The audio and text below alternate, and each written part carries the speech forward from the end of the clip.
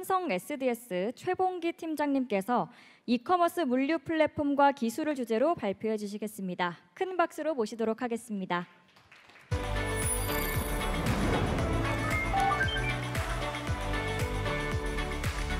네. 안녕하십니까?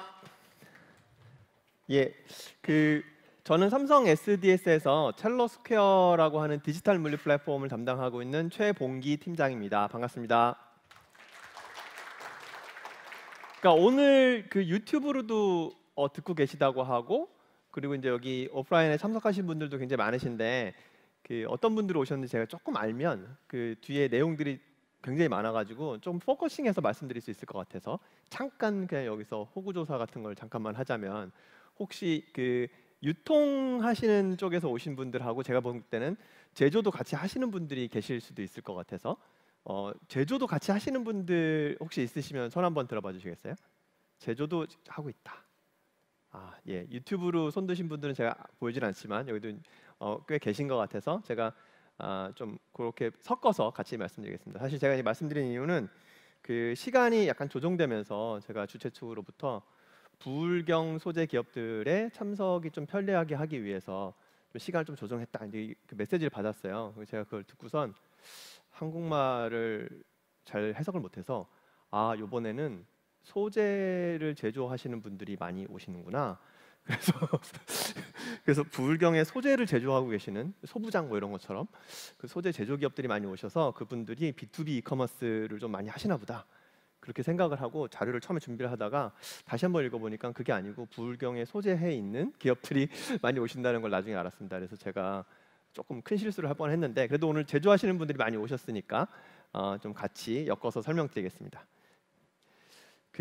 제가 오늘 약간 20분, 지금 짧은 시간이잖아요. 근데 그렇지만 제가 계속 뒤에 기술 얘기만 하면 조금 설득력이 떨어질 것 같고, 왜 이 기술들이 필요한지에 대한 배경도 좀 설명드릴 필요가 있을 것 같아서 시장이 어떤지 약간 다 알고 계시는 내용들인데, 제가 이제 심각한 그래프들을 몇 개를 보여드리면서 우리가 이제 왜 이런 거 준비를 해야 되는지를 좀 설명드리려고 합니다. PMI 지수죠. 이게 제조기업들에 있는 구매 관리자분들이 시장을 어떻게 보고 계시는지에 대한 그래프인데요.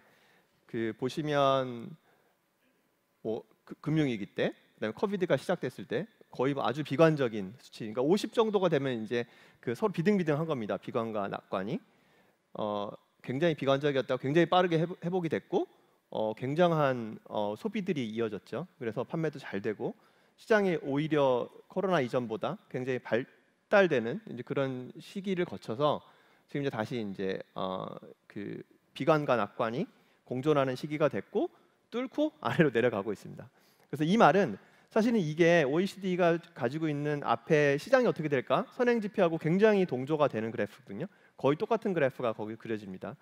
그래서 현장에 계신 분들이 가지고 있는 직관이 굉장히 시장을 바라보는 정보와 똑같다는 걸 이제 보여주는데, 좀 어려운 시기로 가고 있습니다.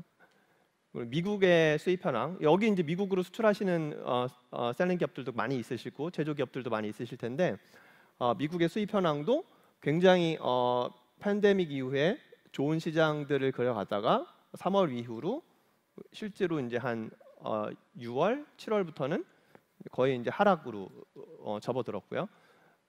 소비가 굉장히 위축되고 기업이나 개인이나 이제 돈 쓰는 거를 이제 아끼는 그런 시절이 되고 있습니다. 업종별로 보자고 하면 여기 이제 보시는 그래프들이 굉장히 여러 가지 그래프들이 있는데, 요 주황색 선이 어페럴입니다. 그래서 의류에 대한 곡선들도 한 3월 달에 굉장히 호조였다가 계속 지금 이제 곤두박질을 치고 있지만, 사실 예전 그래프랑 보시면 아직은 요 위에 있습니다. 그렇지만 더 내려갈 걸로 예상을 하고 있고요. 그다음에 요 이제 핸드폰인데, 셀러폰도 지금 이제 하락기에 있고, 또 중국의 제조 공장이 굉장히 많이 닫히면서 애플도 아이폰이 이제 내년도에는 굉장히 수요가 줄어들 걸로 공급이 줄어들 걸로 예상을 하고 있고, 그러니까 여러 가지 그래프들이 전부 다 이제 안 좋은 측면으로 가고 있습니다. 그래서 시장에서는 더 이상 물건을 구매할 그런 니즈들이 좀 많이 줄어들고 있는 이제 그런 것들을 볼 수 있고요. 이커머스니까 오늘 제가 이제 이커머스 관련된 그래프를 여기 이제 3페이지에 걸쳐서 조금 보여드릴 거예요. 그러니까 제가 지금 여기 이제 자료들을 굉장히 많은 장수를 가지고 왔는데 이거 보내드리는 이유는 여기 밑에 이제 다 출처들이 있습니다. 여러분들이 보시고 우리 인더스트리에 맞는 그런 지표들을 보면서 시장의 동향, 그다음에 우리의 전략 이런 것들을 같이 준비하시면 좋겠다는 측면에서 이제 제가 여러 가지 그래프들을 많이 이제 넣었습니다. 그래서 보시면 그 어도비가 그 이제 이커머스 쇼핑 플랫폼을 만드는 마젠토라는 기업을 인수를 했죠. 그 한 이후에 거기에 들어있는 굉장히 많은 그 구매 데이터들을 가지고선 인덱스를 만들었습니다. 그래서 이제 그 DPI라고 하는 컨슈머 프라이스 인덱스랑 비슷한 소비 지수하고 비슷한 디지털의 소비 지수를 이제 만들었습니다. 그래서 디지털 소매 가격에 대한 현황들을 18개의 상품 카테고리, 1억 개 이상의 SKU, 1조 건 이상의 거래를 분석을 해서 매달 발표를 하고 있습니다. 근데 이 안에는 18개 이런 카테고리의 상품 가격이 전년도에 비해서 어떤지, 그 다음에 이전 월에 비해서 어떤지 이제 이런 것들을 보여주는 그래프예요. 근데 보시면 재미있는 것이 이전에 계속 이게 0보다 낮다는 건 이전 연도보다 더 낮은 가격에 계속 셀링을 하고 있다는 거고요.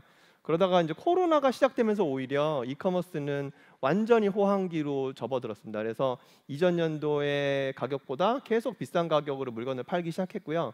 한 25개월 연속으로 YOY 이전 연도보다 더 비싼 가격에 셀링을 하셨습니다. 그러니까 대부분의 상품 카테고리가 다 이런 그래프였고요. 근데 3개월 전부터 이제 이게 무너지고 마이너스로 돌아섰습니다. 이 이야기는 전년도 가격보다 싸게 셀링 하신다는 거죠. 그렇지만 이 가격 자체가 아주 나쁘진 않아요. 왜냐하면 전년도 가격이 이미 굉장히 올라 있는 가격이기 때문에 그렇습니다. 근데 이제 이것만 비교하는 것은 약간 그 분석이 좀 덜 될 수가 있고, 여기 보시는 것처럼 이 그래프는 CPI 그래프입니다. 이게 이제 보시면 0% 이게 한 10% 이상, 15% 이상 되는 소비자 물가가 계속 올라가고 있다. 소비자 물가는 계속 올라가고 있고, 이때 이제 코로나가 발발되고 팬데믹이 시작하면서부터 잠깐 내려왔다가 이전보다 더 급속하게 소비자 가격이 올라갔습니다. 상품가들이 이렇게 올라간 데는 여러 가지 이유가 있겠죠. 그 인건비가 굉장히 높아졌고 일할 사람들이 없어졌고, 왜냐면 코로나 때문에 공장들이 셧다운도 됐고 물류비도 굉장히 많이 올라갔고, 그러면서 이제 이런 소비자 가격이 굉장히 올라갔는데, 보시면 그 이커머스는 사실은 이런 그 소비자 가격하고는 완전히 반대로 갔습니다. 뭐냐하면 전년도보다 점점 더 싼 가격의 그 리테일 프라이스가 형성이 됐고요. 그 굉장히 오랫동안 지속이 됐습니다. 그래서 14년도 이후로 이건 이제 어도비가 데이터를 가지고 있는 분석한 이래로 계속적으로 부침은 있지만 팬데믹 이전까지 계속 전년도보다 더 싼 가격의 동일한 제품들에 대한 카테고리 상품들을 팔았었고요. 그러다가 이제 팬데믹 이후에 올라갔습니다. 그래서 이게 아까 앞에 있었던 그래프에 있었던 그 25개월 동안에 가격이 올라간 그래프입니다. 그래서 보시면 요 연두색이 소비자 물가고 요 주황색이 디지털 물가입니다. 이커머스 물가인데 한 25개월 동안만 동조가 됐고 그 다음에 다시 이제 분리되고 있습니다. 그래서 이전으로 돌아가는 거다. 그래서 사실은 앞에 제가 보였던 그래프가 아주 그렇게 심각한 그래프가 아니다. 원래 이커머스 물가는 계속 전년도보다 점점 더 싼 가격에 파는 것들이 그냥 상식화되어 있는 시장이다. 그렇게 그냥 생각하고 편하게 가면 좋은데, 사실은 제가 이제 여기서 하나는 저희가 그 가져가야 될 인사이트는 뭐냐면, 이게 점점 더 벌어진다고 하는 것은 여러분들이 가져가실 수 있는 그 갭이 마진이 점점 줄어든다. 왜냐하면 이렇게 올라간다고 하는 건 분명히 수요가 많고 공급보다 많아서도이기도 하지만 생산 원가라든지 여러 가지 그 물건들을 판매하기 위해서 필요한 마케팅, 물류, 제조 원가들이 다 올라갔기 때문에 이렇게 올라갈 거거든요.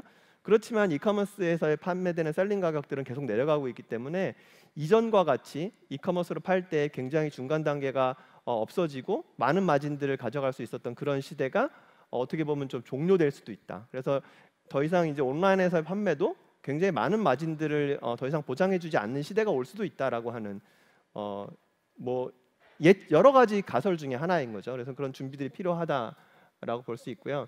그래서 여러 가지 상품들이 있습니다. 그래서 그 가전제품들, 의류들, 그다음에 그로서리들, 펫 프로덕트. 그래서 제가 이제 여기서 전체를 다 설명드리기 시간이 없으니까 이 펫 프로덕트 하나만 설명드리자면, 전년도 대비 11.8% 9월달에 상승이 됐는데, 이 그래프를 보면 그 팬데믹 이후에 굉장히 많이 오르고 있습니다.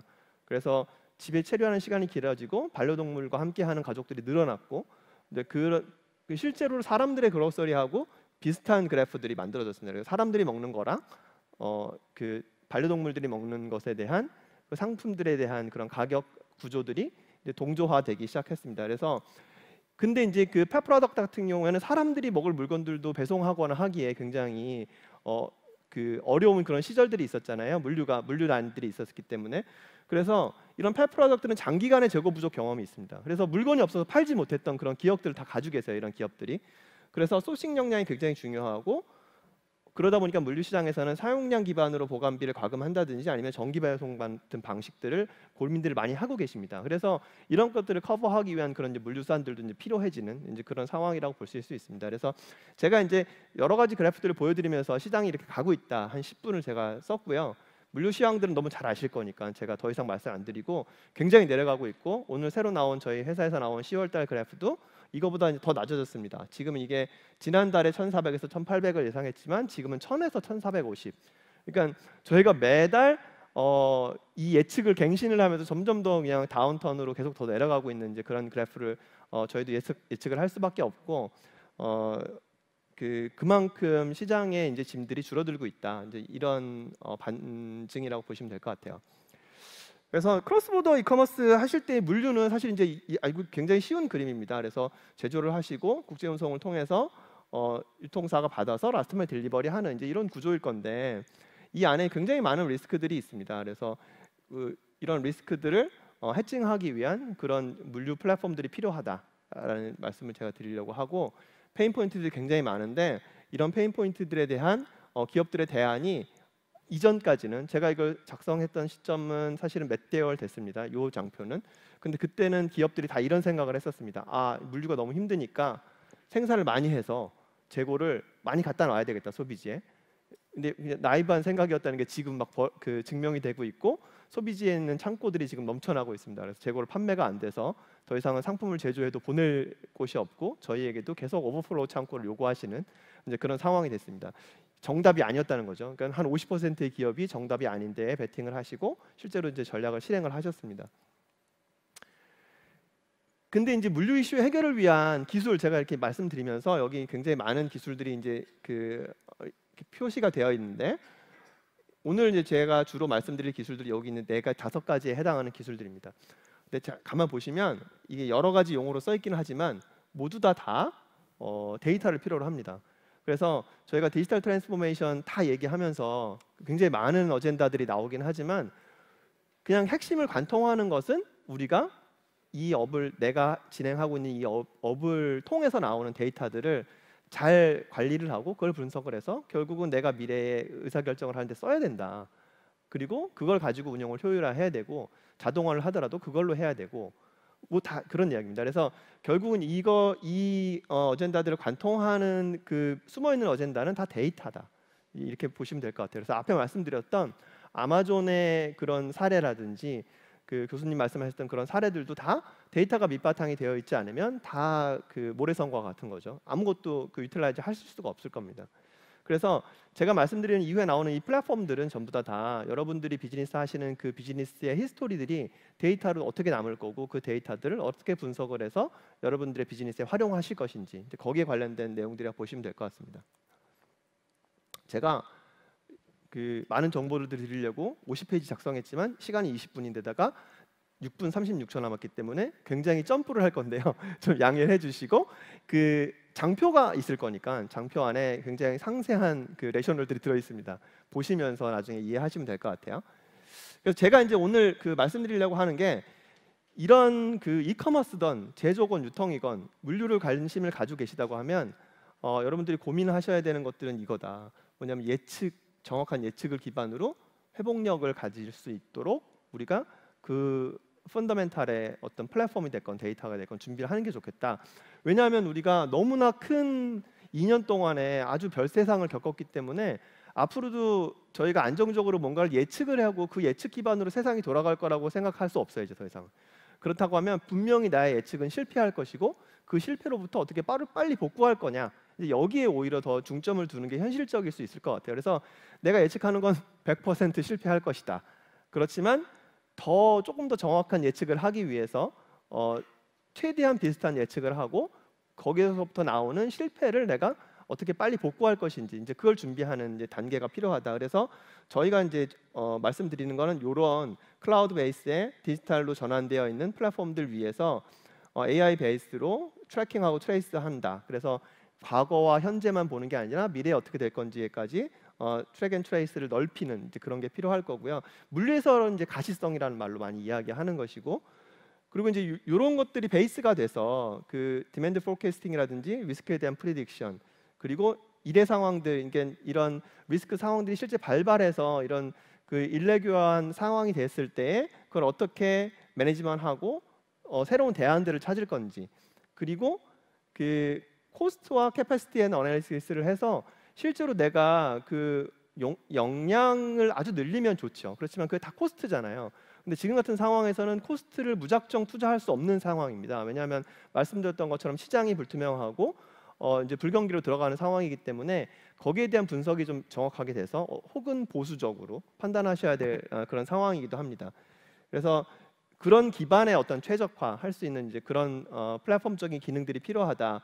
그리고 이런 전체적인 글로벌 서플라이 체인들을 한눈에 보고 조망하면서 컨트롤할 수 있는 컨트롤 타워가 필요하다.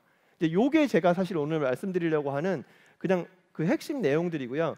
근데 이거를 내가 개별 기업들이 다 이런 준비들 다 하려고 하면 그 굉장히 힘든 일이죠. 그래서 이제 시장에 굉장히 많은 물류 사업자들, 4PL 사업자들 혹은 이제 아마존 같은 기업들이 이런 개별에 관련된 펑션들이라든지 아니면 이걸 다 묶어놓은 플랫폼들을 가지고 있습니다. 그래서 그런 사업자들과 함께 여러분들이 협력하셔서 내가 가지고 있는 데이터들을 모으시고 그 데이터들을 통해서 분석하고 그런 그 리질런스를 가져갈 수 있는 그런 그 대안들을 만들어가는 이제 그런 작업들이 필요하겠다.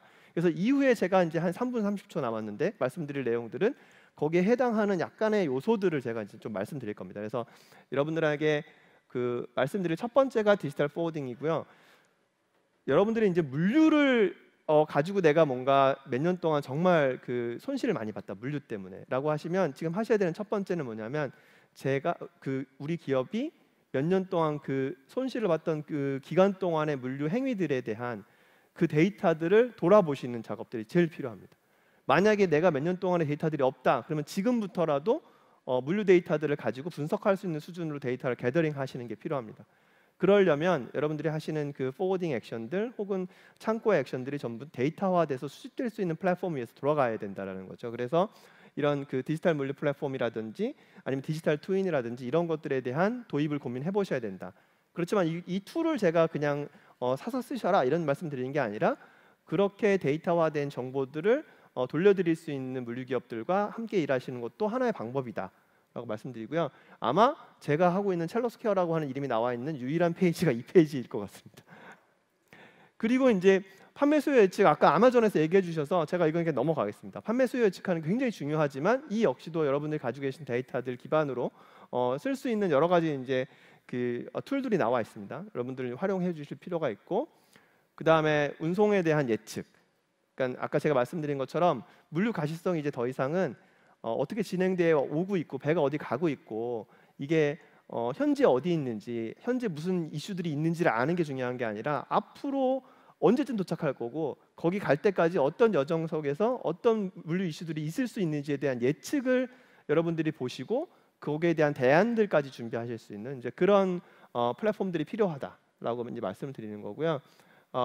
위험 관리 어떻게 보면 시중에 나와 있는 데이터들이 굉장히 많습니다. 위험에 관련된 뭐 날씨, 재해, 전쟁, 여러 가지 뉴스 데이터들, 파업, 뭐 굉장히 많은 데이터들이 있는데 그런 데이터들을 기반으로 해서 내가 비즈니스하고 있는 그 에어리어에 혹은 내 물동들이 움직여서 가고 있는 거기 도착지까지 어떤 물류 이슈들이 있을 수 있는지에 대한 예측을 해보시는 게 굉장히 중요하고 역시나 서비스로 이제 만들어져 있습니다.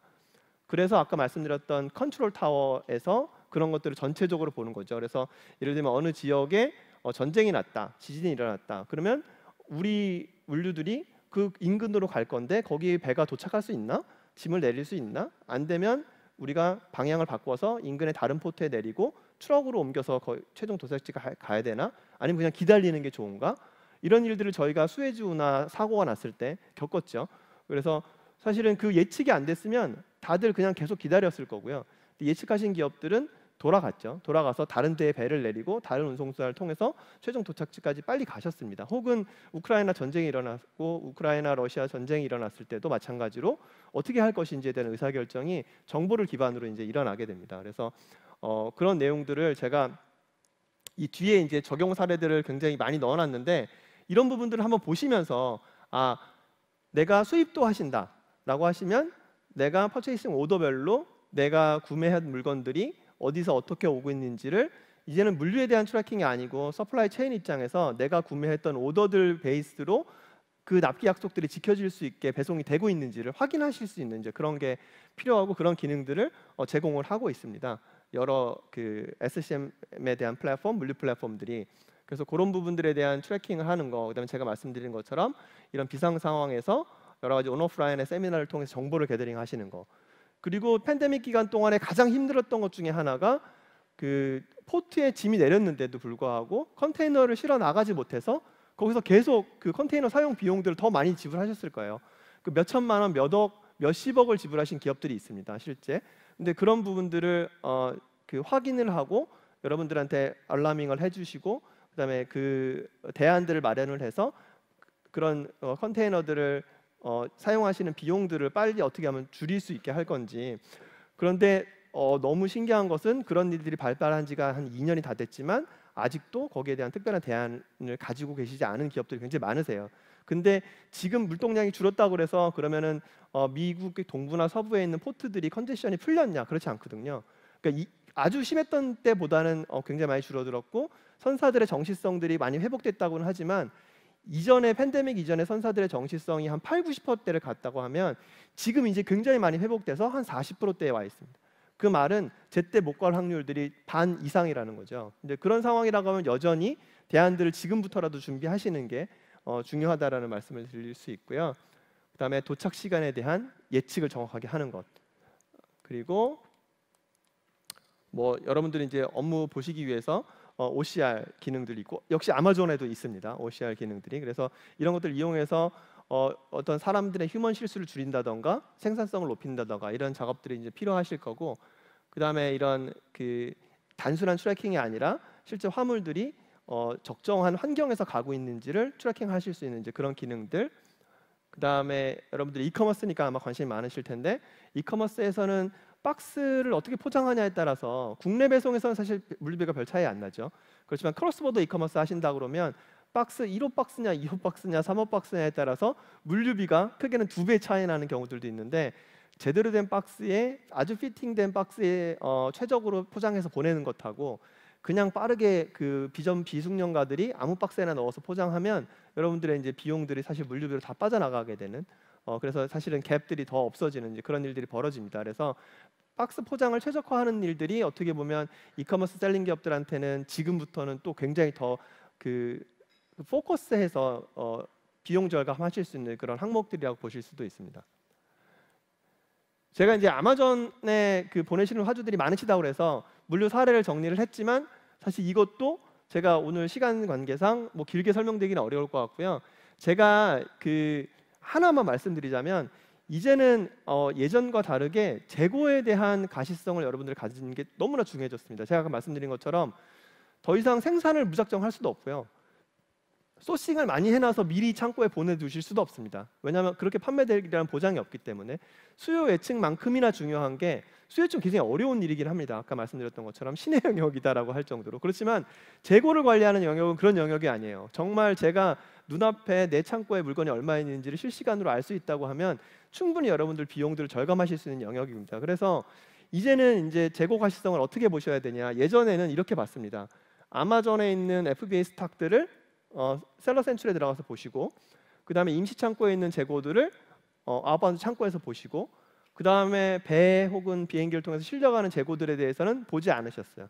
그렇지만 이제는 그 아까 말씀드렸던 것처럼 해상 운송 기간들이 굉장히 길어지고 언제 나올지 모르는 상황이니까 그것도 임시 창고라고 보셔야 됩니다. 그래서 이 인트랜짓 재고들, 배를 통해서 가고 있는 재고가 아이템별로 얼마나 있는지 그리고 그게 도착해서 창고에 있는 게 얼마나 되는지 창고에서 나가서 트럭을 타고 가고 있는 건 얼마나 되는지, FB에 들어가 있는 건 얼마나 되는지, 이것들을 데일리로 여러분들이 체크를 하시면서 아, 내가 그 기회비용들 손실이 없으려면 지금 당장 해상으로 얼마를 보내야 되겠다, 혹은 지금 아마존 FBA에 물건들을 더 넣어야 되겠다, 이런 판단들을, 이런 재고 가시성 기반들을 여러분들이 이제 하셔야 되는, 이제 더 여기에 신경을 쓰셔야 비용에 대한 절감, 제대로 된 기회 손실 없이 비즈니스를 하실 수 있을 것 같다. 이제 그렇게 말씀드리고요.